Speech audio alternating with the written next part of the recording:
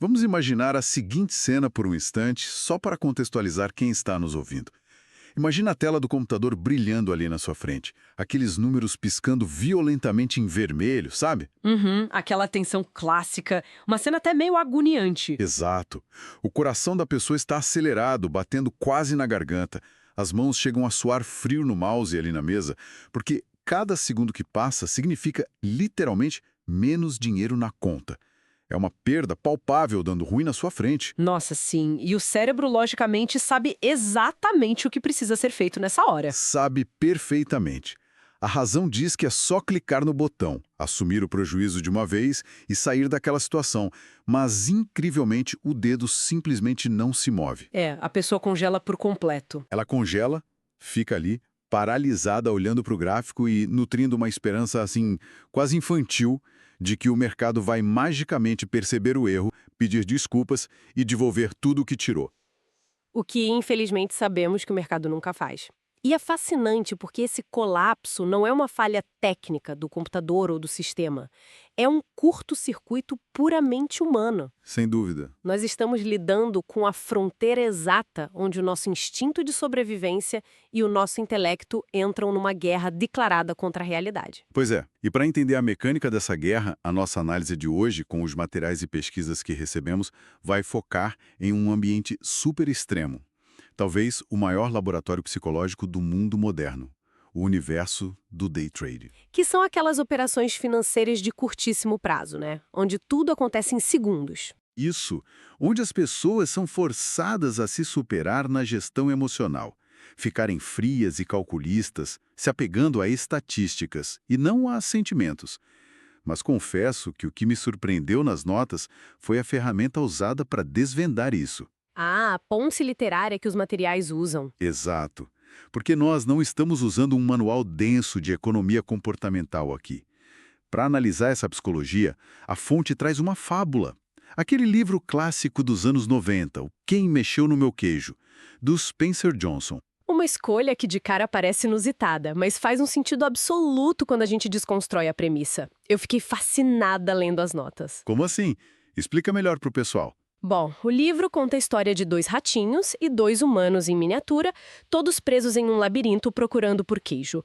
Pode parecer infantil, mas atinge o cerne de como nós lidamos com mudanças bruscas. Uhum. O que é fascinante aqui é que o material mostra a diferença crucial entre uma limitação física real e uma barreira puramente mental. O fracasso nesse ambiente não tem a ver com falta de recursos, tem a ver com a camada de medo, ego e resistência que a gente cria. E isso cria um contraste absurdo com a natureza, se pararmos para pensar. Porque na natureza, os limites impulsionam a ação. Pega o exemplo da formiga que estava no texto. Ela levanta um peso dezenas de vezes maior que o dela. Sim, um absurdo da biomecânica. E ela não para no meio do caminho para questionar as leis da física. Ou então, trazendo para o mundo humano, o texto cita pessoas com restrições motoras severas. Diante de uma barreira física real e incontornável, o cérebro inova. Com certeza, o ser humano se adapta brilhantemente ao que é tangível. Exato, pessoas que se reinventam, que às vezes encontram soluções superiores às que tinham antes.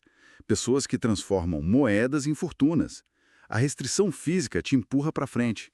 É, mas aí que tá o problema. Quando a parede é de tijolos, você contorna. Mas e quando a parede é invisível? Como na frente daquela tela de day trade? Esse é o ponto. Quando o obstáculo é feito de medo, de ego ferido e de uma necessidade de estar certo. Nesse ponto, o nosso intelecto deixa de ser uma ferramenta de adaptação e vira uma âncora pesadíssima. Tá, vamos desempacotar isso.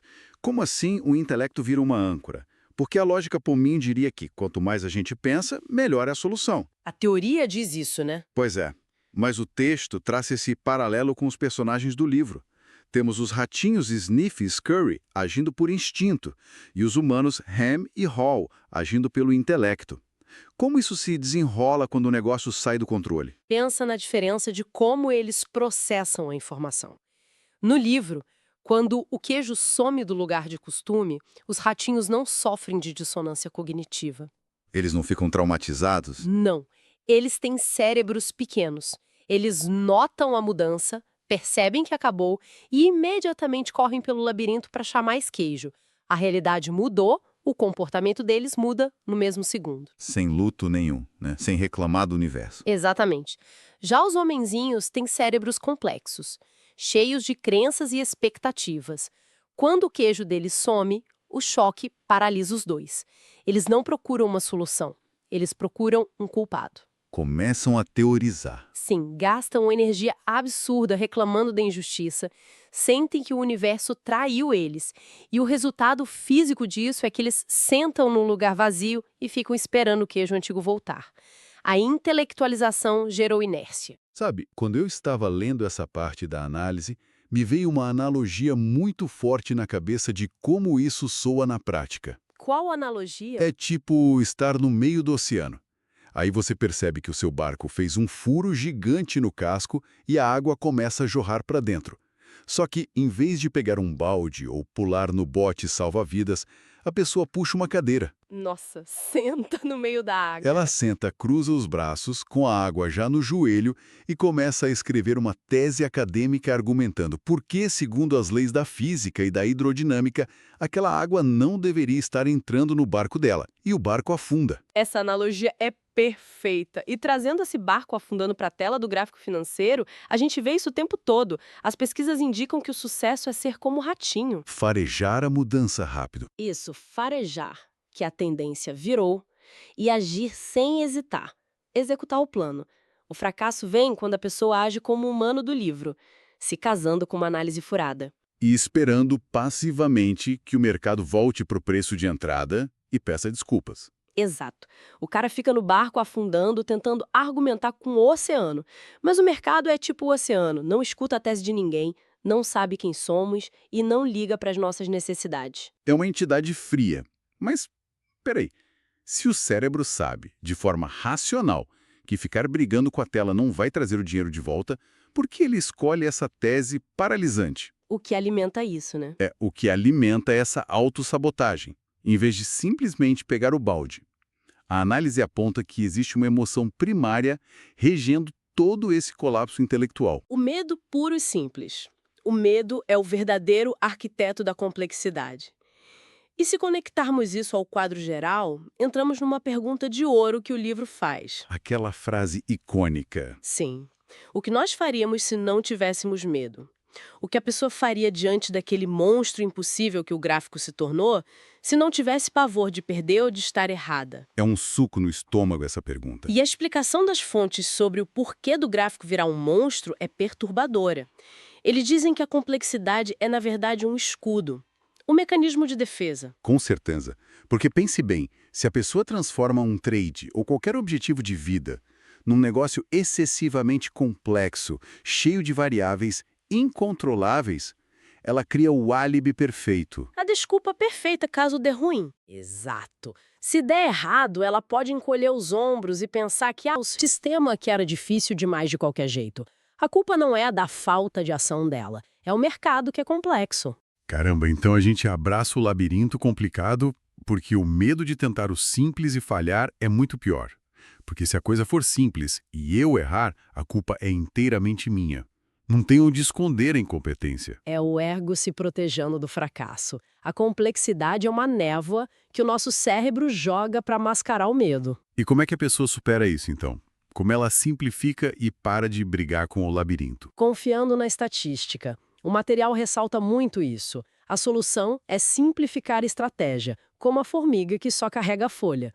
Se a pessoa confia que a estatística dela é vitoriosa a longo prazo, ela para de lutar contra a parede e começa a andar de fato. Do personagem Hal no livro. Aquela hora que a ficha cai para ele. Isso.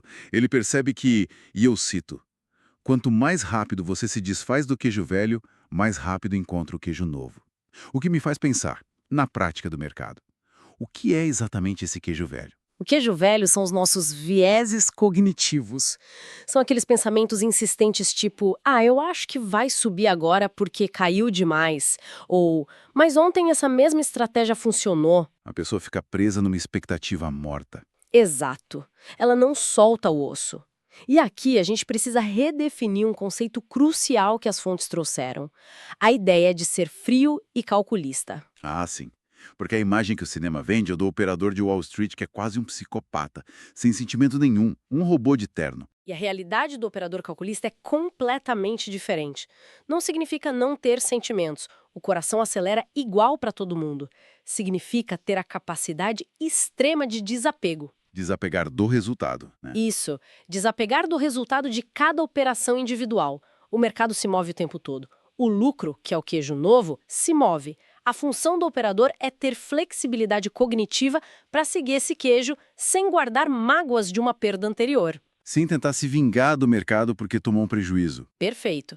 O frio e calculista é só alguém que larga o queijo velho instantaneamente e parte para o próximo plano sem ressentimento. Olha, aqui é onde a coisa fica realmente interessante e onde o nosso material apresenta um paradoxo brutal. Se a chave de sucesso é a simplicidade e a agilidade do ratinho, por que a cultura moderna empurra as pessoas para acumularem mais e mais ferramentas? É a ironia da nossa era. Pois é. A gente vê pessoas operando com 5 monitores, assinando plataformas de inteligência artificial absurdamente caras e enchendo a tela com 20 indicadores coloridos piscando. A gente foi condicionado a achar que mais dados equivalem a melhores decisões. Não é. Fomos totalmente condicionados a isso, mas a vantagem dos ratinhos é justamente terem cérebros menores. Eles encontram o queijo primeiro porque não tentam ser espertos demais com 20 ferramentas ao mesmo tempo. Então, esse excesso de informação, na verdade, atrapalha. O texto é cirúrgico nisso. Ter 20 indicadores na tela não é demonstração de inteligência. É uma tentativa desesperada de controlar o que é incontrolável. É a pura ilusão de controle. Um escudo de fumaça tecnológico. Exato. Como a pessoa tem muito medo da incerteza, ela entope o cérebro de variáveis na esperança de que um computador dê 100% de certeza antes dela clicar no botão. Mas essa certeza não existe e ela paralisa. Nossa, o excesso é paralisante. Então, onde mora a verdadeira genialidade nesse ambiente, se não é ter 5 telas de dados? A superação e a genialidade moram na simplicidade. Focar unicamente no essencial. O preço, o volume e, principalmente, a gestão impecável do próprio risco. A genialidade não é adivinhar magicamente o futuro do labirinto. É reagir rápido. É gerenciar com maestria a realidade que está acontecendo ali, no presente, se desapegando rápido do que deu errado. Então, o que tudo isso significa para quem está nos acompanhando hoje? Se a gente voltar para o conceito do poço de queijo C do livro, onde o personagem Ham ficou encalhado e paralisado de medo e frustração. Significa entender qual é a verdadeira barreira, sabe?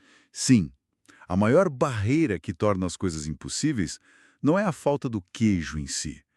É aquela crença infantil do nosso próprio ego, de que o mundo ou o mercado financeiro tem a obrigação de funcionar de acordo com a nossa vontade. Perfeito. Aceitar a estatística nua e crua é aceitar que o queijo pode não estar naquela mesma esquina hoje. Mas o labirinto é enorme, e as chances de vitória são altíssimas e muito reais para quem simplesmente continua se movendo. Sem ficar choramingando pelo leite derramado. Exato. O sucesso não é uma questão de força bruta intelectual ou computacional. É puramente a nossa capacidade de deixar de ser o principal obstáculo no nosso próprio caminho. Sensacional. Isso amarra de um jeito brilhante a nossa discussão. E para encerrar a nossa análise profunda de hoje, eu queria deixar uma reflexão bem provocativa mesmo para quem nos escuta pensar depois daqui. Vamos lá. Nós passamos muito tempo, mas muito tempo mesmo, tentando decifrar e prever o comportamento do labirinto lá fora, seja na carreira, nos investimentos ou na vida. Mas se a maior parte dessa complexidade opressora é só uma invenção do nosso próprio ego e do nosso medo, fica a pergunta: até que ponto as paredes desse labirinto são feitas de pedra sólida? E até que ponto elas são feitas apenas das nossas próprias desculpas? Um abraço, pessoal, e até a próxima.